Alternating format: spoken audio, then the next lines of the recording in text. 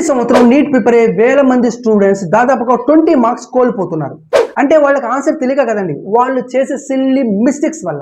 Yes అండి, దాదాపుగా రోజుకు 10 నుండి 12 గంటలు బాగా హార్డ్ వర్క్ చేసి నీట్ ఎగ్జామ్ కోసం ప్రిపేర్ అవుతారు.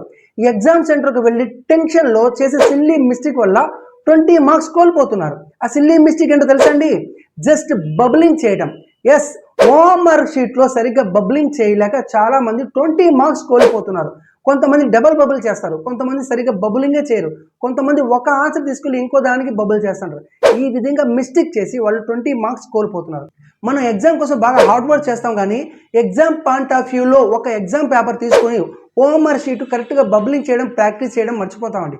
జస్ట్ క్వశ్చన్ పేపర్ మీద టిక్ చేసి ప్రాక్టీస్ చేస్తూ ఉంటాం, కానీ దీనివల్ల ఫైనల్ ఎగ్జామ్లో ఇలా సిల్లీ మిస్టేక్ చేసి మార్క్స్ కోల్పోతున్నాం. ఇలాంటి సిల్లీ కామన్ మిస్టేక్స్ ఏమేమి ఉన్నాయి అన్న కాన్సెప్ట్ మీద నేను ఒక గైడ్ తయారు చేశాను. మీకు ఆ గైడ్ కావాలనుకుంటే కింద కామెంట్లో గైడ్ అని పెట్టండి, నేను మీ డిఎంకి ఆ పీడిఎఫ్ సెండ్ చేస్తాను. మీరు దాన్ని పర్ఫెక్ట్గా చదివి మీ నీట్ ఎగ్జామ్లో 20 మార్క్స్ కోల్పోకుండా జాగ్రత్త పడండి. మీ నీట్ ఎగ్జామ్ని క్రాక్ చేయండి. నా ఛానల్ని ఫాలో చేయడం మర్చిపోకండి బాస్.